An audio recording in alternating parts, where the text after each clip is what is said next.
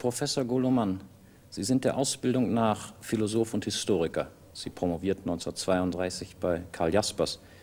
Bis vor einigen Monaten waren Sie dem Berufe nach Professor für politische Wissenschaft an der Technischen Hochschule in Stuttgart. Diesen Lehrstuhl haben Sie aufgegeben, aber Sie sind weiterhin gelegentlich viel beachteter politischer Publizist. Ihrer Fachwissenschaft, der Historie, dienen Sie als Herausgeber einer vielbändigen Weltgeschichte. Dies alles ist eine breite Skala. Philosoph, Historiker, bis vor kurzer Zeit Hochschullehrer. Wenn Sie diese Skala verkürzen könnten, wenn Sie ein Leben, auch ein Arbeitsleben, einrichten würden, ganz nach Ihrem Geschmack, wie würde es aussehen, was würden Sie betreiben? Der goldene Mittelweg ist ja im Leben schwer zu finden.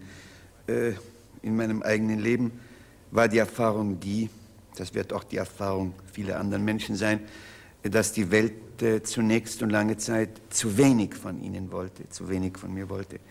Und heutzutage ist es oft eher ein bisschen zu viel. Ich würde mich gern viel mehr konzentrieren auf eine große Arbeit, als ich es heute kann. Ich würde also gern den größeren Teil des Jahres auf dem Lande verbringen und ein Buch hinbringen, das ich sehen lassen kann und das meiner eigenen Seele und vielleicht ein paar anderen Seelen gut tut. Nebenbei würde ich wohl gern auch ein bisschen nach außen wirken von den Medien, die nun einmal da sind, zum Beispiel das Medium des Fernsehens, ein wenig Gebrauch machen, ein paar Artikel, ein paar Aufsätze schreiben, aber nicht so dicht, wie es heute der Fall ist. Da Sie von der Breite der Skala sprechen, es gab wohl Zeiten, als die Skala noch breiter war, als ich in Amerika zu unterrichten anfing und Dinge unterrichten musste, von denen ich überhaupt keine blasse Ahnung hatte. Also einen Winter lang jeden Morgen um 3 Uhr aufstand und von 3 bis 8 paukte, was ich dann zu unterrichten hatte in Fächern, die ich also lieber nicht erwähnen will. Erwähnen Sie sie mal. Ach, es war also Geschichte und Geografie und amerikanische Political Science und so weiter und so weiter. Also, Sie haben gesagt, vielen wird es so gehen und Ihnen sei es so gegangen, dass die Welt zuerst gar nicht so sehr viel und vielleicht sogar zu wenig von einem zu wissen wünsche und dann zu viel. Hat es Sie geschmerzt, dass man vielleicht jahrelang von Ihnen nicht so viel, wie Sie zu geben bereit sind, wissen wollte? Nicht bewusst geschmerzt, da es ja in jenen Jahren anders überhaupt nicht zu erwarten war, davon abgesehen, dass ich wohl auch selber noch zu unreif war. Aber ich würde sagen, dass es hart war. Brannten Sie darauf, sich mitzuteilen? Ja, ein bisschen mehr, als ich mich viele Jahre lang mitgeteilt habe. Sie sind als politischer Schriftsteller vor allem in den Vordergrund gerückt, Herr Professor Mann, teils gelobt, teils gescholten, weil Sie den Politikern der Bundesrepublik eine beweglichere Ostpolitik empfohlen haben, einschließlich einer nüchternen Betrachtung der deutschen Grenzfrage. Wir werden darauf sicherlich noch kommen in diesem Gespräch. An dieser Stelle interessiert mich zunächst eines: Ist die Beschäftigung mit der Politik für Golo-Mann auch ein Lebenselixier, ein Bedürfnis, eine Notwendigkeit oder eine selbst auferlegte Pflicht? Beides. Ich habe, seit ich ein junger Mensch war, also seit meinem 16. Lebensjahr etwa, Politik mit starkem, oft leidenschaftlichem und manchmal leidendem Interesse verfolgt. Ich habe auch zwischen meinen historischen Interessen und Bemühungen und dem politischen oft eine Verbindung gesehen. Das heißt, ich habe meine Anteilnahme am Gegenwärtigen in die Vergangenheit übertragen, sozusagen, in gewissen meiner Schriften. Nicht umgekehrt. Die Anteilnahme gehörte dem Gegenwärtigen und Sie übertrugen dieses Engagement in die Vergangenheit.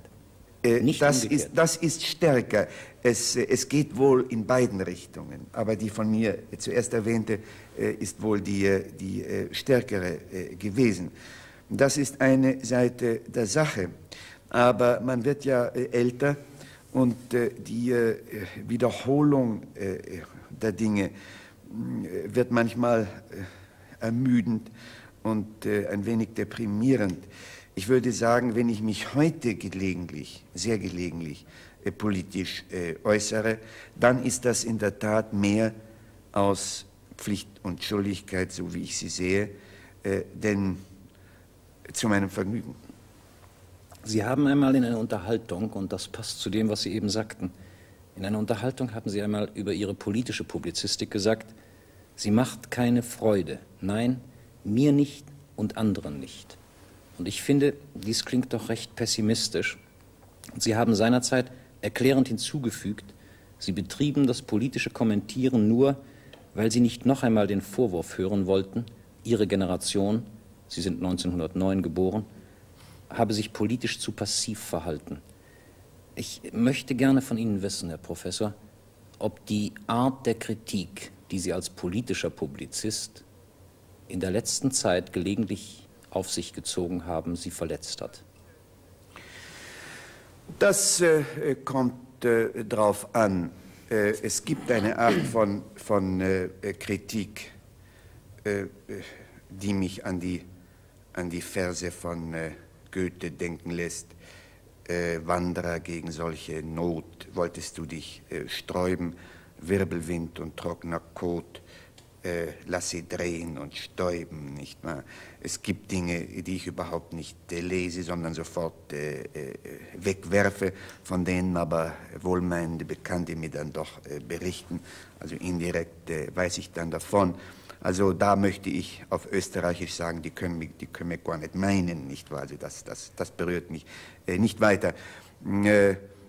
Es gibt ernstere Kritik, die mich nicht kränkt, aber die mir zu denken gibt und die mir oft auch Ursache ist, das eigene Denken zu überprüfen.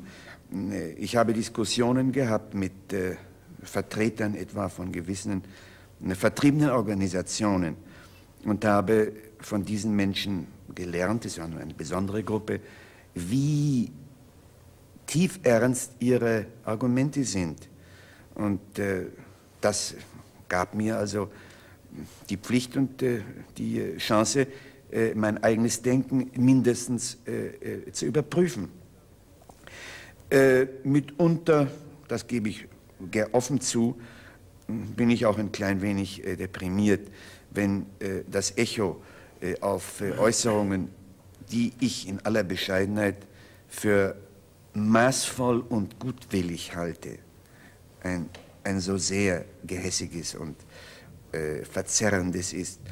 Und dann fragt man sich manchmal, willst du nun auf deine älteren Tage wieder und wieder, also deine Zeit und Kraft in dieser Wirrsal verbrauchen, nicht wahr? Neigen Sie zur Resignation und bedeutet der Entschluss, zu kämpfen und für etwas einzustehen, eine Überwindung? Ja, das würde ich sagen. Die Resignation ist eine schwere Versuchung für mich, der ich Widerstand leisten muss. Bewusst Widerstand leiste? Ja, bewusst Widerstand leiste. Sie würden es für ein Vergehen gegen Ihre Pflicht ansehen, wenn Sie dieser Versuchung zu resignieren leichtfertig nachgeben würden? Ja, das wäre es in der Tat. Ein Verrat an der eigenen Pflicht, nebenbei auch an Menschen, sie mögen nun wenig sein oder viel, die zu meiner Überraschung etwas von mir erwarten im Bereich der politischen Kritik. Herr Professor Mann, wie beurteilen Sie den Stil, die Sitten sozusagen, nach denen die politische Auseinandersetzung in Westdeutschland geführt wird? Würden Sie aufgrund eigener Erfahrungen eine Verwilderung dieser Sitten in den jüngsten Jahren konstatieren wollen? Bis zu einem gewissen Grade ja. Also sie war in den ersten Jahren nach 1945, waren diese Sitten fast zu gut, fast zu maßvoll, um wahr zu sein, um dauerhaft wahr zu sein. Ich habe mir damals immer gesagt, so kann das nicht immer sein. Es wird auch in Deutschland wieder, wie schließlich ja auch anderswo, scharf auf scharf gehen. Denn glauben wir doch nicht, dass die politischen Sitten etwa in Amerika so sehr sanfte und zuverlässige faire wären. Das sind sie ja keineswegs. In den letzten Jahren, zumal im letzten Jahr, habe ich eine gewisse Verwilderung, mindestens also eine Verschärfung wahrgenommen, die nun wieder über das, was ich für normal hielte in einer Demokratie, hinausgeht. Worauf führen Sie sie zurück? Ja, darauf, dass im Grunde doch im Jahre 1945 nichts gelöst worden ist, dass der deutschen Nation doch nur eine äußere, eine militärische, eine physische Niederlage beigebracht wurde, die freilich zunächst Beweiskraft hatte, aber das, was in Deutschland so lange gewesen war, doch nicht einfach eliminiert hat. Und nun mit der wiederkehrenden Macht, mit den Säften der Hochkonjunktur und auch mit dem Schwächerwerden der politischen Führung in der Bundesrepublik fühlen gewisse Kräfte nun, dass es auch für sie Frühling werden könnte, nicht wahr? Das glaube ich. Sie sagen gewisse Kräfte, und mich würde in dem Zusammenhang interessieren, wie Sie selbst Ihre Generation einschätzen. Ich habe im Zusammenhang mit Ihrer politischen Publizistik bereits erwähnt, dass Sie einmal Bezug genommen haben auf eben Ihre Generation, die einmal den Vorwurf auf sich gezogen habe, politisch zu passiv gewesen zu sein. Ihr persönliches Schicksal, Herr Mann, ist gewiss nur bedingt generationstypisch gewesen, aber dennoch würde ich gerne eine Charakteristik jener Generation hören von Ihnen, zu der Sie gehören. Das sind also die Leute, wie ich meine, zwischen heute 55 und 65 etwa, die also die Weimarer Republik als Heranwachsende noch erlebt haben und die in die Mannesjahre gelangten nach 1933. Gibt es da durchgehende allgemeine Vorzüge und Schwächen? Von Vorzügen kann ich nicht reden, von Schwächen schon eher. Es ist eine Generation, die historisch kein Glück gehabt hat, mit der Ausnahme derer, die stark genug waren, sowohl in Deutschland wie außerhalb in der sogenannten Emigration, all den Versuchungen also zu verzweifeln, Widerstand zu leisten. Hier in Deutschland ist sie ja durch den Zweiten Weltkrieg sehr stark aufgerieben worden, nicht wahr? Sie fehlt ja heute weitgehend. Und in der Emigration ist ihr der Mut nicht immer, häufig nicht, gebrochen worden, aber ist ihr doch stark beeinträchtigt worden, da man eben sehr lange unter harten und schweren und wenig hoffnungsvollen Bedingungen gelebt hat. Es ist eine Generation, die historisch erfahren ist und von der man, ich spreche nun nicht vom Individuum, von der man wohl etwas lernen könnte. Aber sie steht wohl auch in der Gefahr, zu resigniert oder zu pessimistisch zu sein oder wieder und wieder die Wiederholung schlimmer Dinge zu befürchten, die sie einmal erlebt hat. Ich würde übrigens sagen, ich wäre einige Jahre früher oder einige Jahre später geboren, wie etwa mein jüngerer Bruder, der 10 Jahre jünger ist. Für den hat der Aufstieg Hitlers nichts bedeutet. Der ist damals nicht seelisch verwundet worden, wie unser einer. Wiederum wäre ich 10 Jahre älter gewesen, dann wäre ich in Deutschland schon fest verwurzelt gewesen und hätte nach dem Krieg zurückkehren können, hätte etwas vorgefunden, hätte weitermachen können. Nun, ich war 23, als Hitler zur Macht kam. Das allerbildsamste Alter, möchte ich sagen, aber auch eines, in dem man nun wenig Widerstand eigentlich leisten konnte, noch wenig zu bieten hatte, nicht wahr? Und wurde dann also hinaus gewirbelt. Das lag nicht glücklich generationsmäßig. Neigt Ihre Generation zur Selbstbemitleidung? Das kommt nun ganz auf den persönlichen Fall an. Also das könnte ich für die Generation nicht zur beantworten. Person Goloman? Ich würde ehrlich glauben, nicht zum Selbstmitleid, wohl aber manchmal zum Reflektieren über das eigene Schicksal und zum Vergleich mit dem, was es unter einem günstigeren Stern vielleicht hätte werden können. Sie haben einmal gesagt, bei durchaus ebenfalls vorhandener Kritik an dieser Zeit, Sie hätten ganz gerne im wilhelminischen Zeitalter gelebt. Was wären Sie dann gewesen, ein Privatgelehrter? Ja, wenn ich Geld gehabt hätte. Ja, ich wäre ganz gern ein Privatgelehrter, ein Schriftsteller und Publizist gewesen.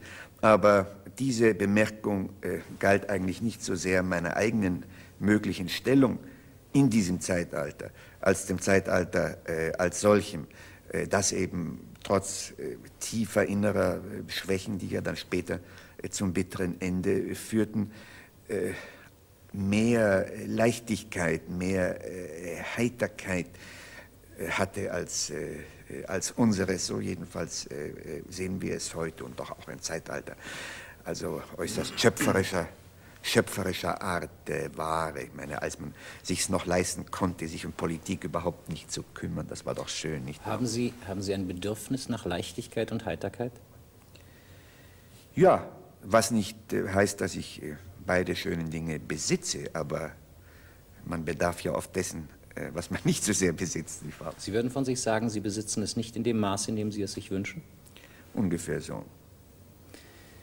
Dass Sie, dass Goloman nur ein bedingt generationstypischer Zeitgenosse ist, das ergibt sich wohl schon aus dem familiären Hintergrund. Sie sind, Herr Professor, am 27. März 1909 in München als Sohn des Dichters Thomas Mann geboren worden, was sicherlich Besonderheiten geschaffen hat. Ich meine, dass aus einer solchen Sohnschaft sich eine Reihe von Fragen ergibt.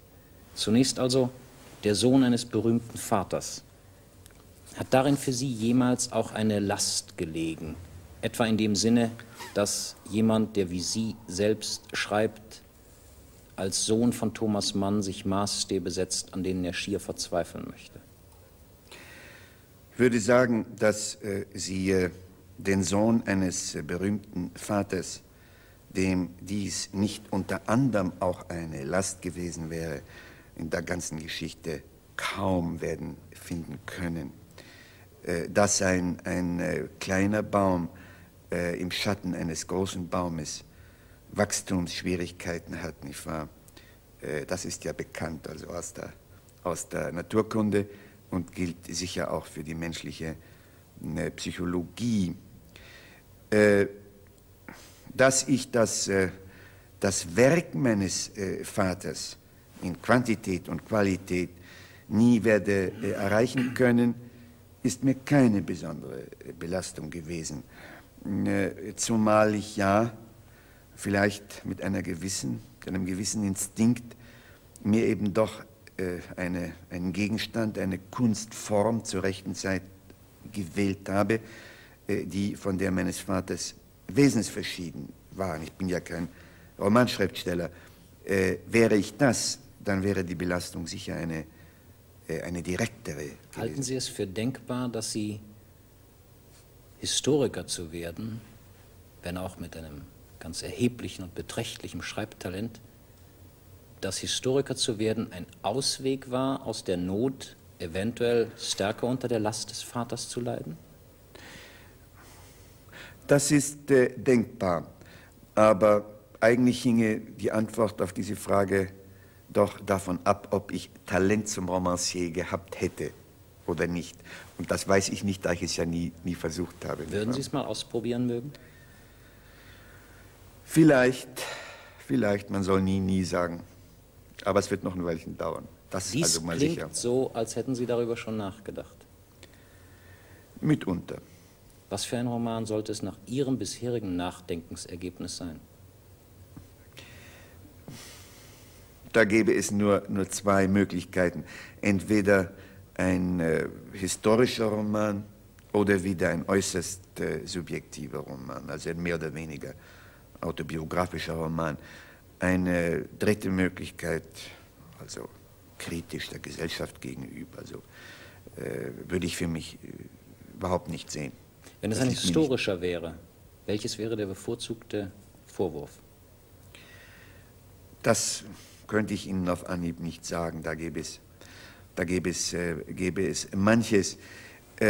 Ich würde aber sagen, ich glaube optimistischerweise, ohne es noch eigentlich bewiesen zu haben, dass man Geschichte so schreiben kann, dass es sich beinahe so fließend, so unterhaltend liest wie ein Roman und doch auch wissenschaftlich ist. Erlauben Sie mir, dass ich Ihnen dieses Kompliment für Ihre Geschichte des 19. und 20. Jahrhunderts, für Ihre deutsche Geschichte in dieser Zeit mache.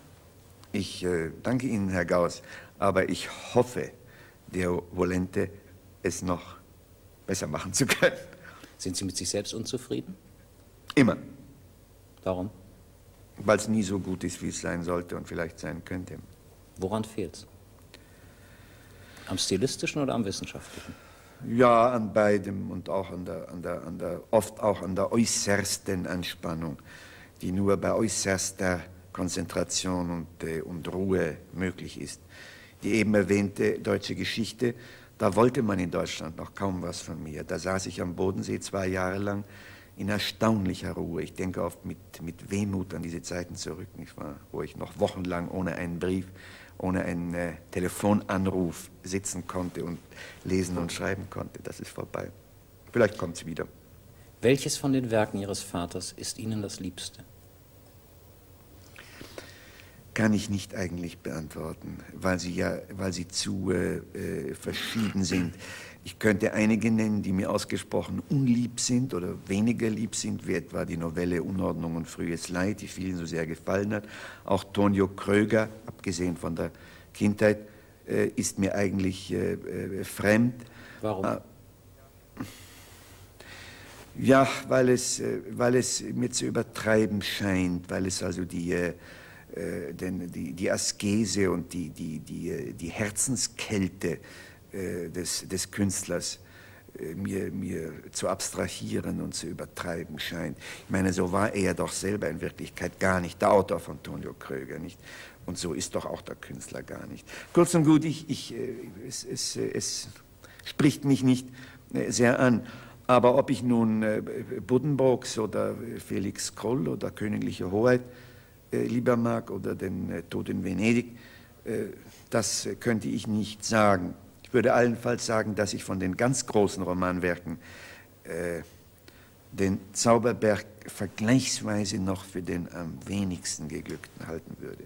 Also verglichen mit Buddenbrooks, den Joseph-Romanen und Dr. Faustus würde ich den Zauberberg für den am wenigsten geglückten halten. Aber ich hätte gemeint, dass Lotte in Weimar für Sie sehr viel bedeutet. Ja, tut es auch. Das liebe ich sehr. Das liebe ich sehr, ja. Ihr älterer Bruder, Herr Professor Klaus Mann, der 1949 aus dem Leben schied, hat in seiner Autobiografie Der Wendepunkt das Leben in ihrem gemeinsamen Elternhaus beschrieben. Den Vater, den die Kinder ob seiner Entrücktheit bei gelegentlicher zärtlicher Aufmerksamkeit für die Kinder den Zauberer nannten. Die Mutter, die ein strahlender Mittelpunkt der Familie gewesen ist und vielleicht ist. Und die Kinder selbst, die 6 Kinder, das älteste Paar Klaus und Erika, das mittlere Golo, sie selbst, und Monika und das Nachgeborene Elisabeth und Michael. Dies alles scheint in einem halb großbürgerlichen, halb künstlerisch-literarischen Rahmen sich abgespielt zu haben. Wenn Sie selbst zurückdenken, Herr Professor Goloman, zurückdenken an Ihre Kindheit und an das Heranwachsen, welches ist Ihr stärkster Erinnerungseindruck an das Elternhaus? Ja, eine freilich schier unerschöpfliche Frage.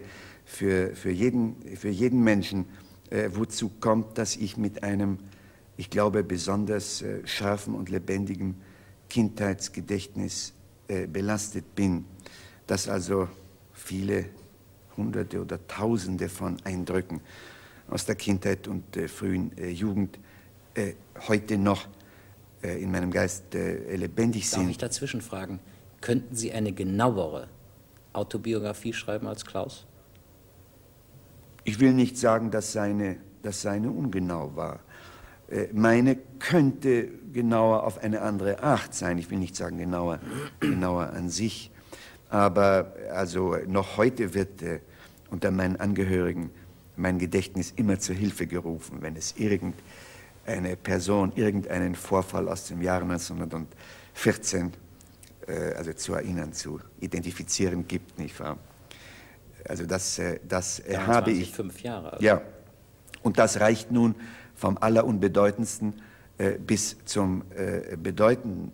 Also natürlich etwa die häufigen Vorlesungen meines Vaters, wenn er aus einem werdenden Werk uns abends in seinem Arbeitszimmer vorlas, also die typische Atmosphäre und die Art seines Vortrages und der Rauch seiner Zigarre und dann eben die einzelne Vorlesung, das einzelne Kapitel, ob es aus dem Zauberberg war oder spät aus dem Felix Krull, das ist mir natürlich alles unvergesslich. Oder wieder die Qualen der Emigration, nicht wahr, als mein Vater schon in Südfrankreich war im Frühsommer 33 und ich war noch in Deutschland und besuchte ihn ein paar Mal und es wurde immer wieder darüber gesprochen, sollte er zurückkehren oder nicht. Also die Qual dieser Diskussionen ist mir natürlich ein unvergesslicher Eindruck. Oder irgendeine Bemerkung zur Politik des Tages, die etwa, oder zur Kriegslage im Jahre 1914 oder 15, als ich zum ersten Mal den Namen Hindenburg oder Tannenberg hörte, ist mir natürlich auch unvergesslich, nicht wahr? Also da gäbe es sehr viel und sehr verschiedener Art, vom Heitersten bis zum recht Ernsten, kann man wohl sagen. Nicht wahr? Ist es alles in allem in jedem Fall eine gute Erinnerung? Nicht immer, wie sollte es das sein? Sie haben in Ihrem schon erwähnten Buch, Herr Professor, Deutsche Geschichte des 19. und 20. Jahrhunderts, im Hinblick auf die politische Haltung Ihres Vaters geschrieben, ich darf zitieren, sein Ja, wobei Sie meinen sein Ja zur Weimarer Republik, sein Ja war immer nur ein halbes, von Kritik und Selbstkritik geschwächtes gewesen. Sein Nein, Sie meinen das Nein gegenüber der Diktatur Hitlers, ja. Sein Nein war eindeutig und stark. In welcher Weise hat Ihr Vater Sie selbst als jungen Mann politisch beeinflusst? Welche Wertmaßstäbe für das öffentliche Leben haben Sie vom Tisch Thomas Manns mitgenommen? Ich denke, in den 20er Jahren doch die humanitäre, die liberale, die halbdemokratische Wertung, der er nun huldigte. Ich war als ganz kleiner Junge in Opposition und im Deutschnationalen Jugendbund und bei den Pfadfindern und tat alles, was man im königlichen Wilhelmsgymnasium in München im Jahre 1919 eben tat. Und davon wurde ich doch wohl also losgeeist oder irgendwie also befreit, wenn Sie so wollen, weggelockt durch die Atmosphäre in meinem Elternhaus. Der Eintritt in den Deutschnationalen Jugendbund im Wilhelmsgymnasium in München, war das Opposition gegenüber dem Elternhaus? Weiß ich nicht. Jedenfalls Sehnsucht, so zu sein wie die anderen. Ich kann mich erinnern, im Jahre 19 oder 20 oder 21 bekam ich zu Weihnachten eine Pfadfinderjoppe, einen Speer und die Werke von Theodor Körner geschenkt. Und mein älterer Bruder höhnte über dieses reaktionäre Weihnachten. Also davon kam ich dann weg, zu einem Teil sicher durch den Einfluss der Gespräche, die ich bei Tisch hörte, nicht war ganz ohne Frage. Diese Wertmaßstäbe also wären, wie Sie gesagt haben, Humanität, Liberalismus, Toleranz.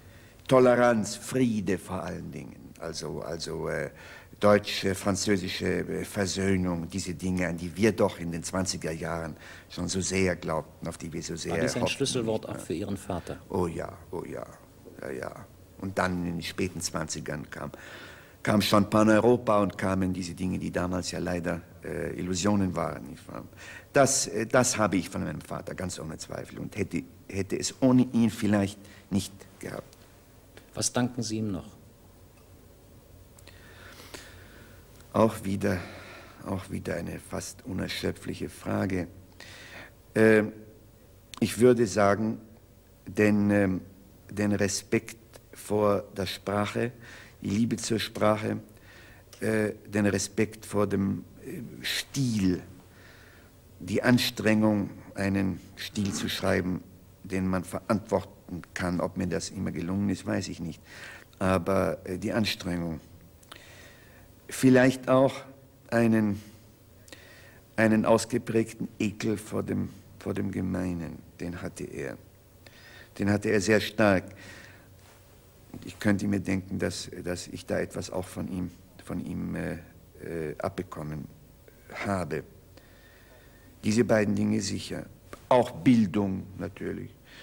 Das ist vielleicht nicht ganz so wichtig, aber die Art meiner Bildung im Literarischen ist doch stark von der Kenntnis seiner Werke, seiner Essays und so weiter geprägt. Ich bin dann eben den Dingen nachgegangen, wie Tolstoi oder Flaubert und so weiter, die auch er kannte und liebte.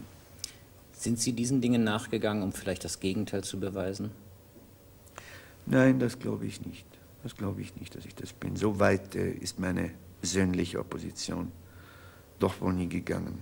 Ihr Onkel, Heinrich Mann, ist er auch für Sie ein Beeinflusser und Anreger gewesen?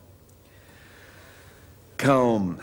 Er war uns lange Zeit ja fremd, also gerade im äußerst bildsamen Alter fremd, da er und mein Vater sich während des Ersten Weltkrieges und danach nicht gut standen.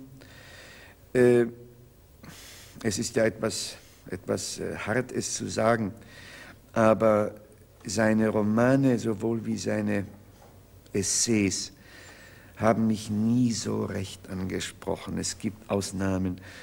Der Untertan bleibt eine meisterhafte... Was ist mit der kleinen Stadt?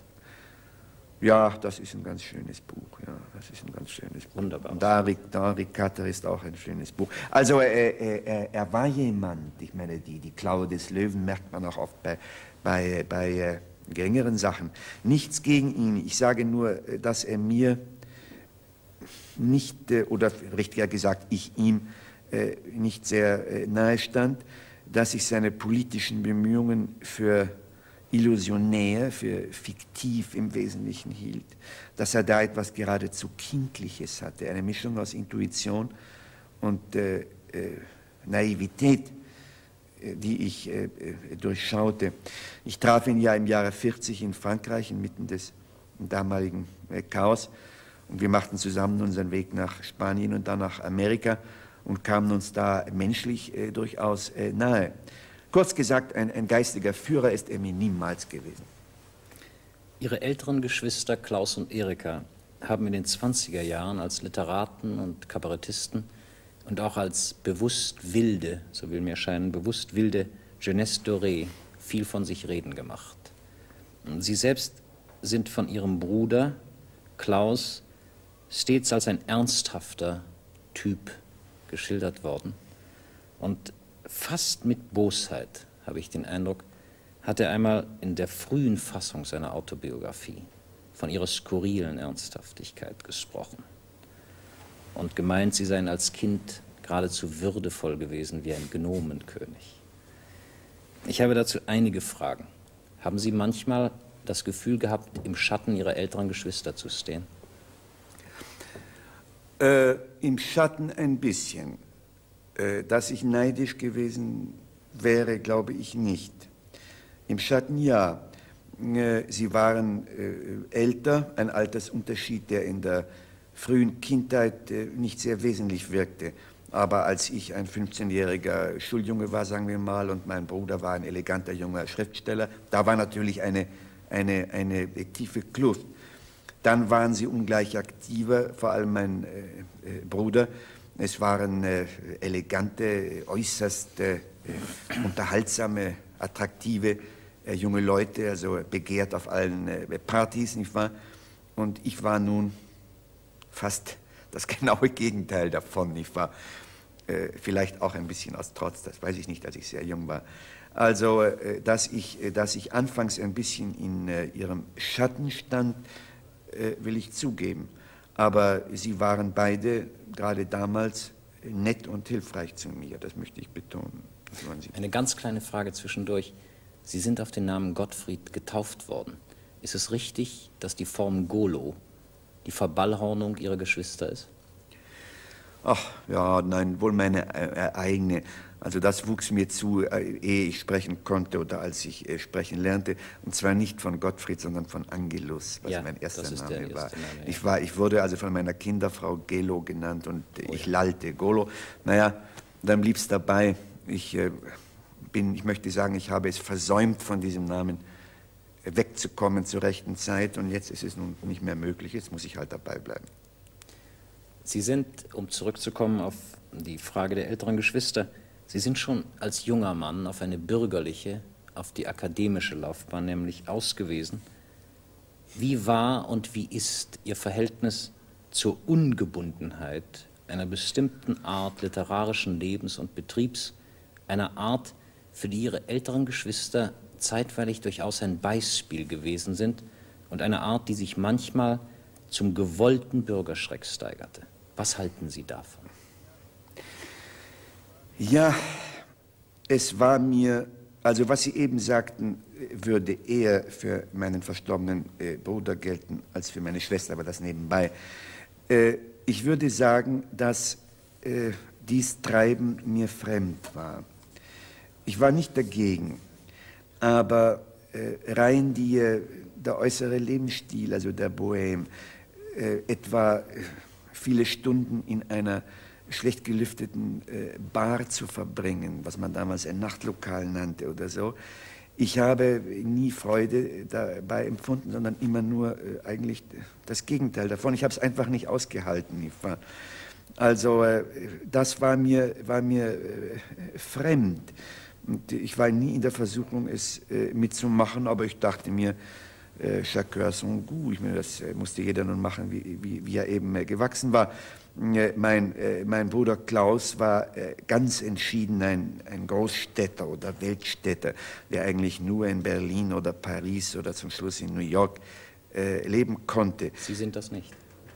Nein, ich bin das Gegenteil. Ich würde in einer solchen Stadt früher oder später eingehen. München, so wie es in der guten alten Zeit war, vor 30 Jahren, war mir noch gerade recht, noch gerade nicht zu groß. Nicht wahr? Aber am liebsten lebe ich überhaupt auf dem Land. Nicht wahr? Könnten Sie versuchen, die Umgebung, in der Sie leben möchten, einmal zu skizzieren? Kaum abstrakt, aber ich kann Ihnen die Gegenden nennen, die mir die liebsten sind. Das wäre etwa die Landschaft zwischen der oberen Donau und dem Bodensee, also Oberschwaben und dann das angrenzende Badener Land. Das wären gewisse Gebiete in Oberbayern, nicht so sehr das Hochgebirge wie in den darunter, nicht wahr, also auf 1000 Meter Höhe oder 800 Meter Höhe, entsprechendes Land in der Schweiz. Das ist die Landschaft, die mir die liebste ist. Und darin ein kleines Haus und einen Garten? Ja, das wäre schön. Wenn man es haben kann, so halte ich es mit, wie Mephistopheles. Nein, das sagt jemand anders. Sie haben die vornehme und exemplarische Internatsschule Schloss Salem am Bodensee besucht, Herr Professor. Und es will scheinen, dass dies also sozusagen eine angemessene Ausbildungsstätte für den Sohn eines höchst erfolgreichen Schriftstellers und für den Enkel einer sehr wohlhabenden Familie gewesen ist. Später an der Universität sind Sie nach eigener Bekundung zu einer Gruppe eher linksgerichteter Studenten gestoßen. Ich würde gern wissen, war dies ein Ausbruchsversuch aus dem Herkömmlichen, aus dem Familiären? War es eine Reaktion oder aus welchen anderen Motiven ergab sich diese politische Haltung? Das waren die Sozialdemokraten. deren Studentengruppe an der Universität. Und das tat ich im Kampf gegen den aufsteigenden Nationalsozialismus. Aus keinem anderen Grunde. Damals nannten wir uns noch Genossen. Der Ausdruck ist erfreulicherweise nun ja weggefallen. Ich sagte damals den Genossen, ich bin kein Marxist und habe schon damals also immer gegen den Marxismus gesprochen. Aber ich sagte mir, man muss auch in dieser Sphäre der Hochschule nun tun, was man kann, und viel konnte ich ja nicht tun, gegen den Aufstieg dieser Gefahr. Und da war diese Studentengruppe für mich die geeignetste. Darum habe ich es getan. Dies ist erstaunlich, so will mir scheinen. In einer Zeit, in der die jungen Leute zu den Extremen drängten, also in der Endzeit der Weimarer Republik, zu den linken und rechten Extremen, sind Sie geblieben bei einer Partei, die mit einem nach wie vor extremen Vokabular faktisch doch zur gemäßigten Mitte, links von der Mitte, gehörte. Woraus haben Sie diese Vernunft, diesen Sinn für Maßhalten empfangen? Das weiß ich nicht. Ich würde glauben, dass ich ihn habe. Solche Temperamentsneigungen oder Neigungen des Denkens kann man, glaube ich, ganz beliebig und mit ebenso viel Recht negativ und positiv benennen. Man kann sagen, es kommt aus Friedfertigkeit, es kommt aus Schwachheit, es kommt aus Scheu vor dem Kampf, nicht wahr? Oder man kann sagen, es kommt aus gutem Willen, es kommt aus Vernunft etc. etc. Und mir wäre es im Grunde ganz egal, wie man es benennt. Die Sache bleibt nämlich immer die gleiche, wie sie auch benannt wird. Maß ist für mich in der Politik in der Tat immer sehr wesentlich gewesen. Freilich würde ich hinzufügen, dass wir jungen Leute in Heidelberg damals die offizielle Politik der SPD doch scharf kritisiert haben und gegen ihr ohnmächtiges Tolerieren. Sie fanden Sie zu sehr im Detail verhaftet. Ja, ja, und zu ohnmächtig, nicht wahr? Sie haben mitgemacht und waren doch nicht an der Macht. Also sie haben Brüning möglich gemacht und hatten fast gar keinen Einfluss auf. Trotzdem schlossen Sie sich ihr an. Ja, aber nicht nur ich. Wir als Gruppe schickten Telegramme an den Parteivorstand nach Berlin, nicht wahr, mit Warnungen, die gar nicht so dumm waren, die aber so beantwortet wurden, wie Sie sich vorstellen können. Wir sollten erst mal lernen, was Politik ist und dergleichen mehr. Dennoch würde ich gern die Frage wiederholen, was war die Barriere für Sie vor dem Verfall ans Extreme? Ich hasse das Extrem. Temperamentsmäßig. Ich habe es immer gehasst, wo immer es mir in Büchern auftrat. Also ich habe eine Figur wie Calvin gehasst oder eine Figur wie Robespierre, eine Figur wie Trotzki oder Lenin gehasst. Das Extreme in jeder Erscheinung ist mir immer verhasst gewesen. Ich war nie in der Versuchung, mich den Kommunisten zuzuwenden. Da kam vieles zusammen, Instinkt, Temperament und auch Analyse. Ich habe nämlich den Karl Marx schon ein bisschen studiert und habe ohne viel Genius finden können, wo die Denkirrtümer bei diesem Manne waren, der mir auch menschlich von vornherein äußerst unsympathisch war. Kurz und gut, in der Versuchung war ich nie. Auch nicht in Zeiten, als es populär war, also in den 30er Jahren, nicht wahr, als in Paris und so. Die Volksfront, die Hoffnung und das Idol von vielen meiner Schicksalsgenossen war, habe ich dem niemals, ich bin nie drauf reingefallen. Wenn Sie sagen müssten, worin Sie Ihrem Vater Thomas Mann am ähnlichsten sind, würden Sie es für möglich halten, dass Sie sagen würden, in der Unlust am Extrem? Ja, das würde mir einleuchten. Ich würde eine völlig verschieden geachtete Sache hinzufügen, die Liebe zu Gedichten und das Auswendigkönnen von Gedichten. Mein Vater konnte sehr viel auswendig, aber ich glaube, ich habe ihn darin übertroffen. Können Sie mir sagen, gibt es ein absolutes Lieblingsgedicht von Goloman? Nein, es gibt 20. Nennen Sie mir die ersten 2 wenigstens. Nein, das kann ich auf Anhieb nicht. Ich könnte, weil Sie von den verschiedensten Dichtern sind, also es reicht nicht sehr weit, es reicht nach vorwärts nur etwa bis Hofmannsthal oder Ricarda Huch, von da ab bin ich also leider Gottes Gedichte blind, es fängt mit dem Barock an, aber ich weiß es nicht, also das Abendgedicht von Claudius, ich dachte eben an Gryphius, nicht wahr? Oder von Günther, aber dann also Brentano und Heine und Eichendorff, Rückert vor allem, also den ich besonders liebe. Kurz und gut, das ist, ich könnte eine ganze Anthologie von Gedichten machen, die ich auswendig kann. Es geben ein paar hundert, glaube ich. Und das habe ich von meinem Vater wohl eher geerbt als gelernt, nebenbei bemerkt. Lernen Sie immer noch Gedichte auswendig? Immer noch, ja. Ich halte es für eine ausgezeichnete Gewohnheit. Welche Vorbilder haben Sie in Ihrer Jugend gehabt? Welche Figuren der Geschichte sind es gewesen, die Sie begeistern konnten? In meiner späten Jugend, nein, das kann man nicht mehr Jugend nennen, das sind die, was man so die frühen Mannesjahre nennt, nicht wahr, habe ich mich sehr ausführlich mit einem deutschen Politiker und Schriftsteller, Friedrich von Gentz, befasst. Das ist Ihr erstes Buch gewesen. Ja. War das ein Vorbild für Sie? Nicht in jeder Beziehung. Er war nicht in jeder Beziehung. Er war nicht so unbedingt liberal. Tadelsfrei, was nicht heißt, dass ich in jeder Beziehung tadelsfrei wäre. Er war ja ein klein wenig, ich will nicht sagen korrupt, aber er nahm doch Geld, wo er es kriegen konnte. Und er war auch nicht ausgesprochen liberal. Das bin ich auch nicht durchweg. Kurz und gut, es ist der Schriftsteller, glaube ich, von dem ich politisch am meisten gelernt habe. Und den ich also manchmal stilistisch auch wohl ein wenig direkt nachgeahmt habe. Durchaus bewusst? Ja, bewusst. Ich glaube, dass ein Schriftsteller einen Meister haben muss, an dem er sich nun wirklich übt, nicht wahr? Ich habe manche gelesen, ich habe mich also sehr viel mit Hegel befasst. Gottlob bin ich von dessen Stil wohl nicht sehr beeinflusst worden, nicht wahr? Ich habe andere Dichter und Schriftsteller wie etwa Heine geliebt, der nun wieder völlig anders war. Görres. Aber Gentz ist der, von dem ich am meisten gelernt zu haben glaube.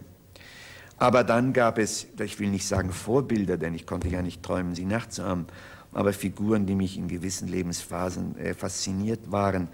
Der allererste, als ich 9 Jahre war, war Wallenstein. Und zudem möchte ich auf meine älteren Tage zurückkehren. Ich habe gehört, Sie möchten eine wissenschaftliche Biografie Wallensteins. Ja, das würde ich gerne. Aber dieser Plan ist nun buchstäblich, also etwa 45 Jahre alt, nicht wahr? Denn ich war, oder? Können Sie erklären, warum es gerade Wallenstein ist? Nein, das war Liebe auf den ersten Blick. Ich las Schillers 30-jährigen Krieg und sobald ich zu Wallenstein kam, so fing ich fast an zu zittern. Ich war von da an, also war ich hingerissen und das sind sonderbare Begegnungen. Sie sagten eben von sich, Sie seien durchaus nicht in allen Punkten liberal und das scheint mir richtig zu sein, denn Ihre heutigen historischen und zeitkritischen Betrachtungen verraten dem Leser eine Hinwendung zum Konservativen. So haben Sie zum Beispiel in einem Vortrag gesagt, ich zitiere, ohne Bindung, ohne Treue, von nichts anderem getrieben als dem ökonomischen Interesse, kann keine Gesellschaft bestehen.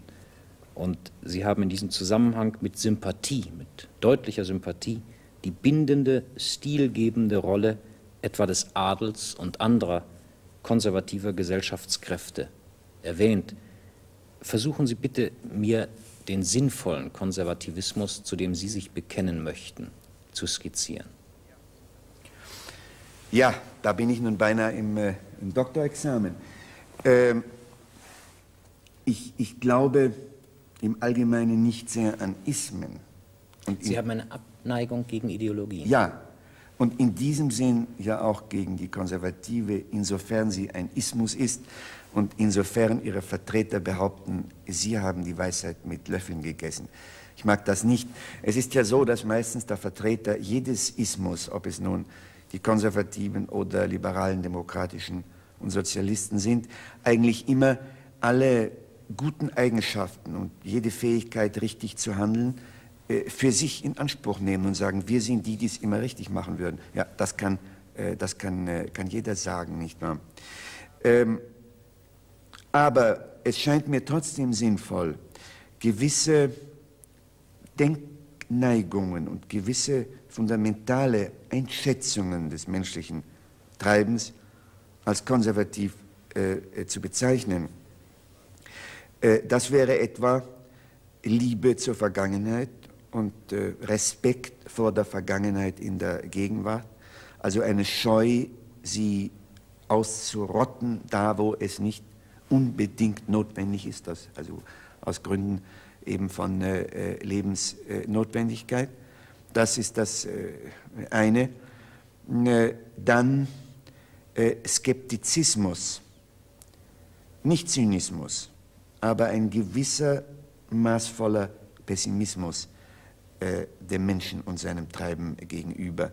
Also die Ablehnung des Glaubens an die zuverlässige Güte oder Vernunft des Menschen. Und daher eben auch die Wertschätzung von Bindungen, seien sie selbst irrationaler Art, solange sie den Menschen eben binden und ihm ein moralisches und geistiges Heim geben, nicht wahr?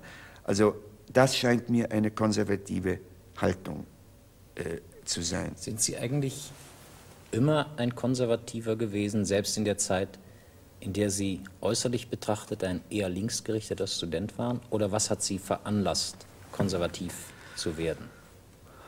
Ja, wahrscheinlich Temperament und Studium der Geschichte, Studium gewisser Schriftsteller, beides.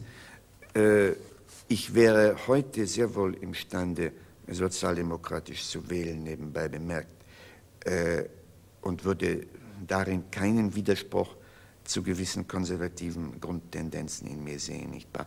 Ich sah es jedenfalls im Jahre 1932 nicht oder 1931 nicht. Warum sind Sie nicht bei der Philosophie geblieben, sondern Historiker geworden?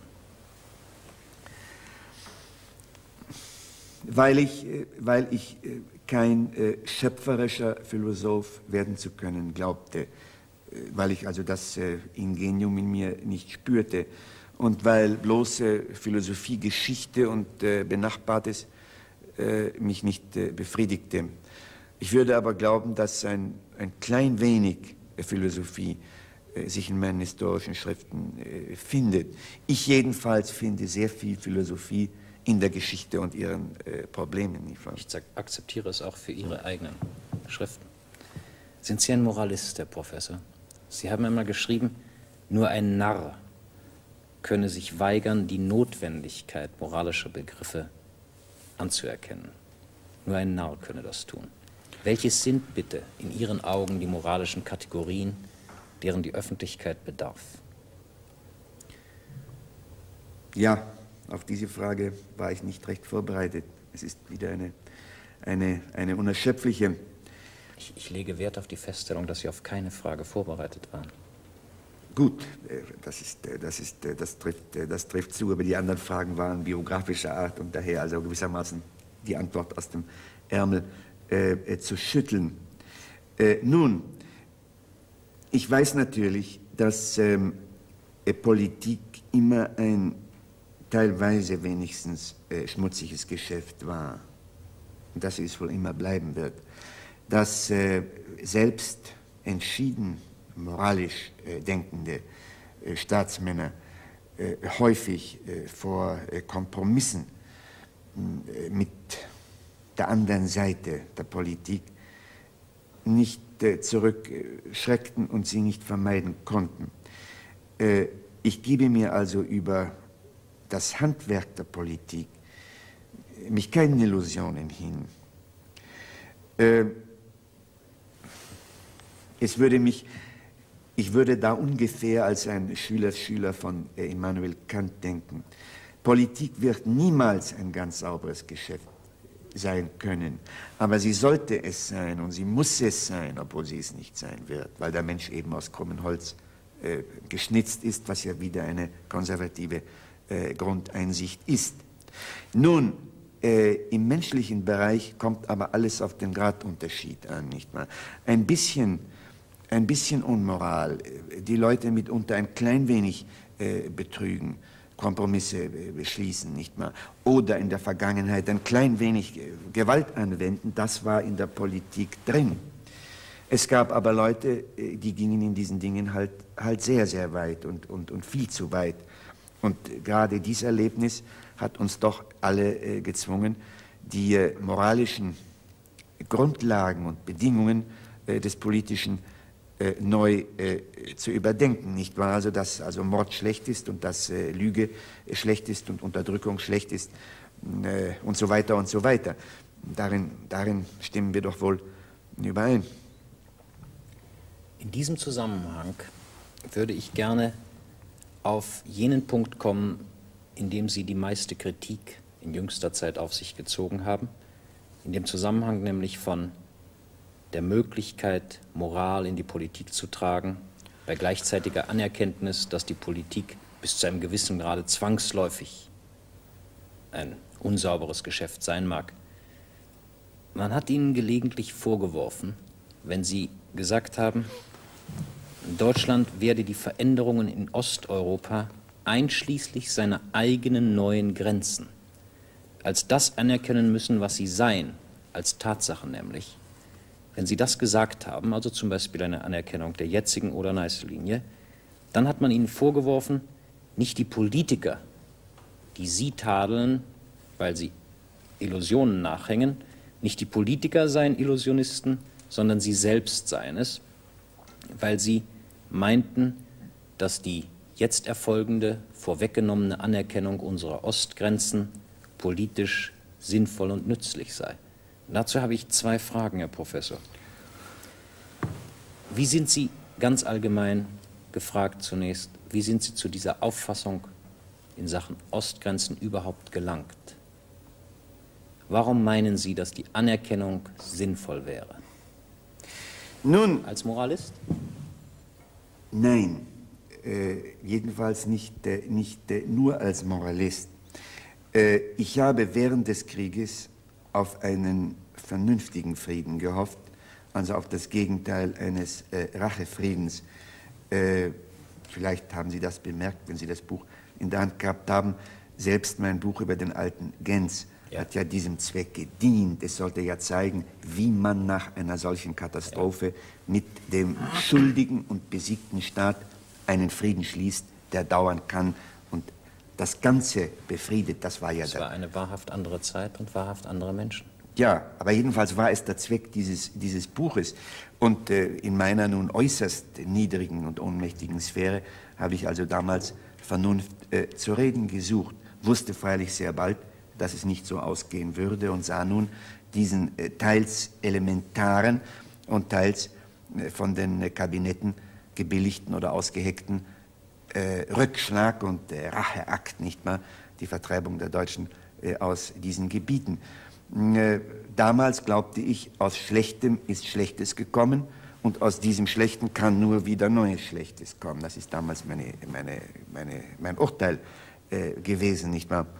Mittlerweile haben die Dinge sich aber ein wenig konsolidiert. Wir haben auf der einen Seite die unglaublichen Erfolge Westdeutschlands gehabt und wir haben auf der anderen Seite den Wiederaufbau, die Besiedlung dieser Gebiete, vor allen Dingen durch die Polen als vollzogene Tatsache. Und da muss sich der denkende Mensch doch fragen, was soll nun eigentlich daraus werden, nicht wahr? Mehr habe ich ja nie gefragt. Meine Äußerungen sind ja oft, wie das eben so geht, nicht wahr, im politischen Kampf vergröbert oder vereinfacht worden. Nicht nur freue ich mich nicht über diese Lösung, ich habe sie furchtbar gefunden, als sie stattfand. Und ich suche auch heute noch nach der Wiederherstellung des Rechtes auf beiden Seiten. Das heißt, ich würde es sehr begrüßen, wenn auch die andere Seite irgendwelche versöhnlichen Gesten machen könnte, nicht wahr? Was sie aber bestimmt nie tun wird, solange man auf der deutschen Seite auf dem Recht der Grenzen von 1937 besteht, nicht wahr? Ich habe ja immer nur gesagt, wir müssen die vollzogenen Tatsachen als historische Grundlage anerkennen, von der man auszugehen hat. Gewisse Veränderungen, besonders im Falle Böhmens, würde das ja keineswegs ausschließen, nicht wahr? Die zweite Frage in diesem Zusammenhang. Es wird also gern gegen Sie ins Feld geführt. Sie befänden sich nicht auf dem Boden der sogenannten Realpolitik. Sagen Sie mir bitte, Herr Professor Goloman, gibt es Positionen, die auch entgegen den Bedürfnissen der wirklichen oder angeblichen Realpolitik behauptet werden müssen? Gibt es eine Möglichkeit, trotz allem, was Sie gesagt haben über das Unsaubere der Politik, gibt es eine Möglichkeit zu einer moralisch fundierten Außenpolitik, oder ist dies ein schöner Traum? Ist das ein Luxus, den sich der Historiker leisten kann, der Politiker nicht?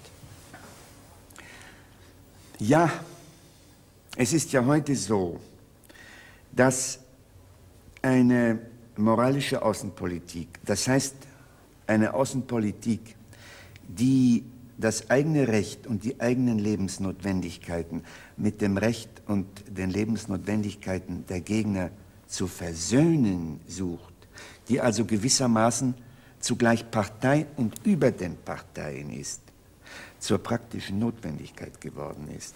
Denn alle bisherige Außenpolitik, die nur leidenschaftlich, listig, blind für die eigene Partei kämpfte, hat noch immer zu Kriegen geführt. Der Krieg war da drin, der Krieg war die Ultima Ratio, nicht wahr?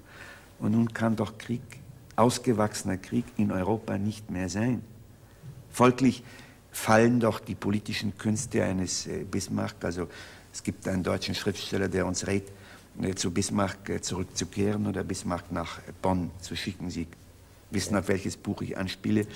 Sind diese Künste doch veraltet, nicht wahr? Weil es Krieg nicht mehr geben kann, weil der Krieg nichts mehr lösen kann. Folglich muss doch was anderes versucht werden. Folglich müssen wir doch zu einem echten Frieden mit diesen Leuten kommen. So oder so, nicht wahr? Sie müssen es auch wollen. Und ich mache mir über die Polen und Tschechen durchaus nicht die Illusion, die man mir gelegentlich vorgeworfen hat. Dass das arge Nationalisten sind, weiß ich nur zu gut.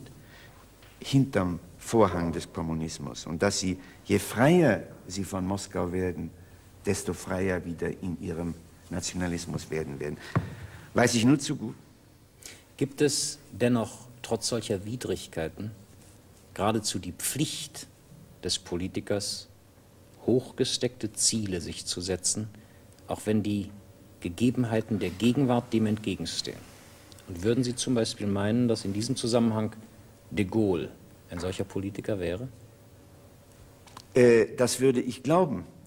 Aber de Gaulle, wie jeder große Staatsmann, und ich würde ihn alles in allem einen sehr großen Staatsmann nennen, weiß, dass das große Ziel, sogar das Illusionäre, was in jeder großen Politik wohl sein muss, mit einer äußerst realen Beurteilung der Dinge zu verbinden. Denken Sie an die Art, wie er Algerien geräumt hat, und denken Sie an die Art, wie er heute etwa das deutsche Problem beurteilt. Er beurteilt es so real, dass er buchstäblich gleichzeitig von Bonn, von Warschau und von Peking gelobt worden ist.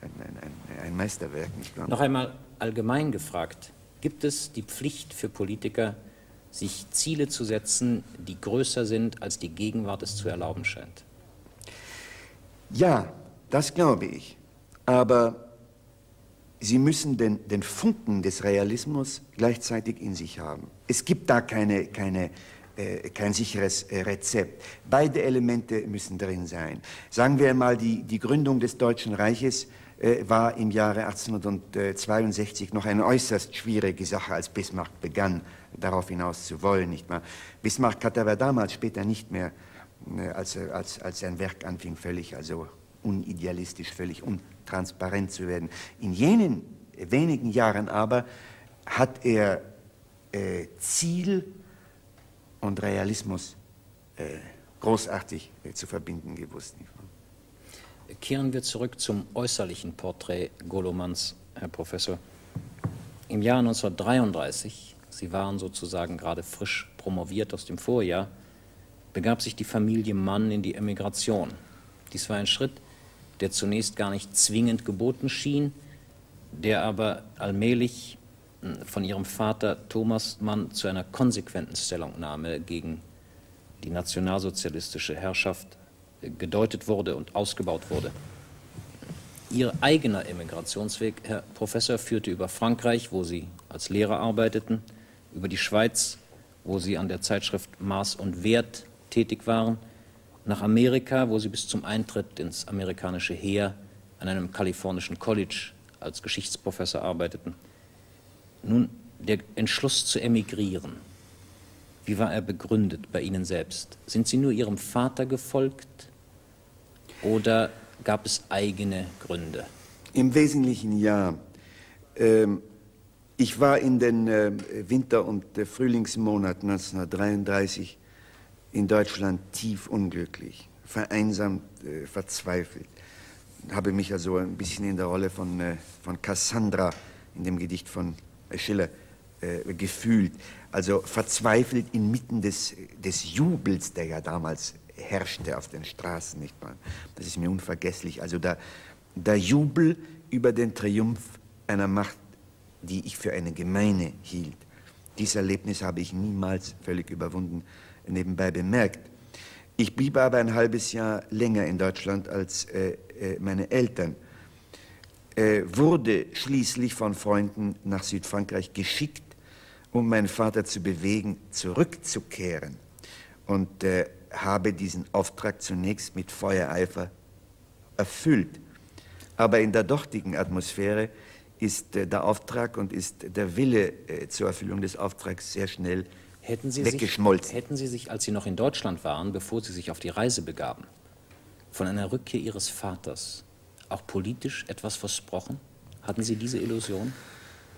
Ja, ich habe das damals auch im Detail doch nicht alles so richtig beurteilt. Nein, politisch allerdings keineswegs.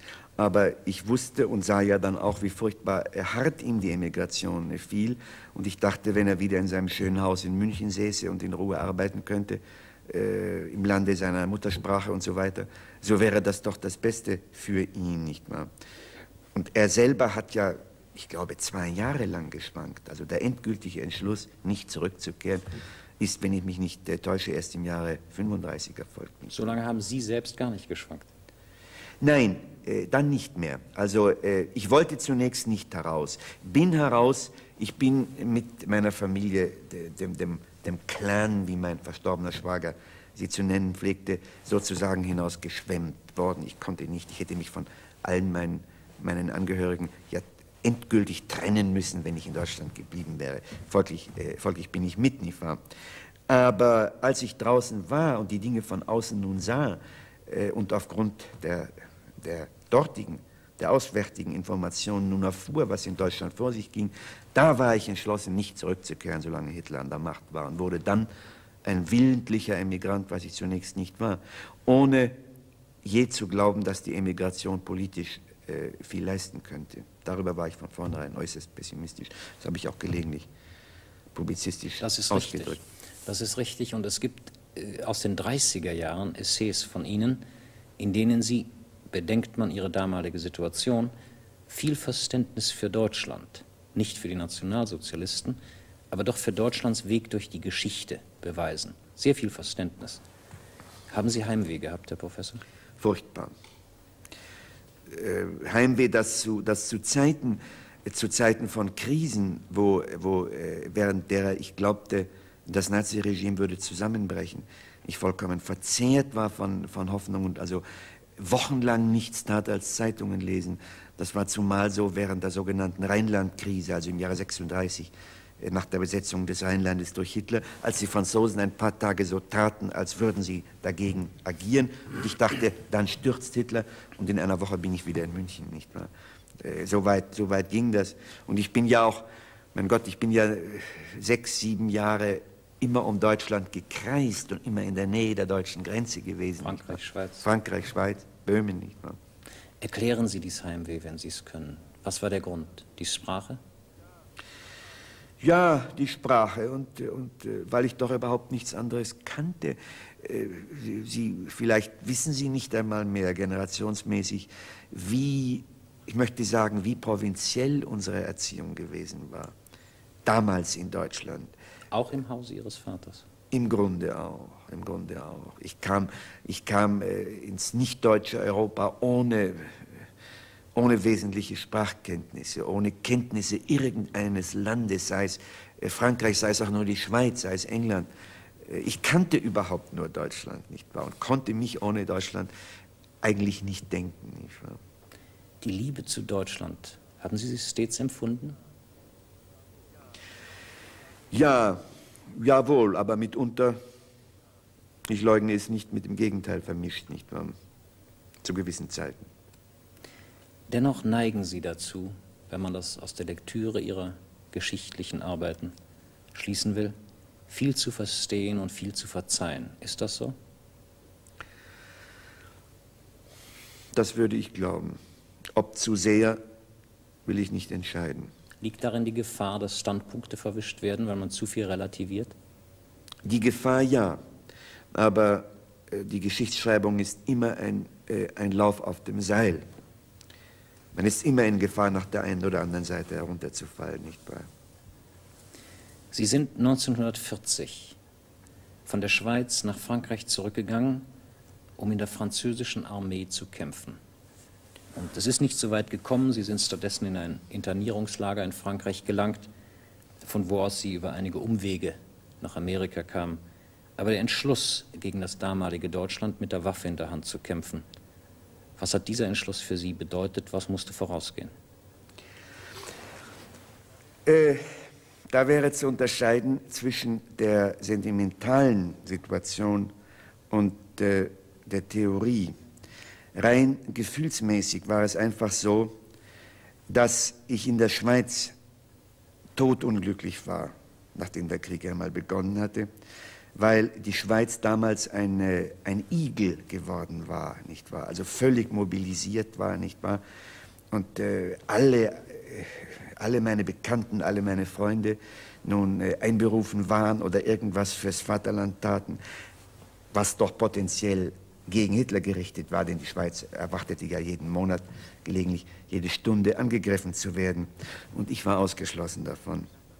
Ich war mit knapper Not geduldet, aber ausgeschlossen. Es ging so weit, ich war mal auf dem Rigi, ein altes Mütterchen trat an mich heran und fragte, warum sind Sie nicht im Dienst? Ich habe das nicht ausgehalten. Einmal wurde ich nebenbei als deutscher Spion verhaftet, nicht wahr?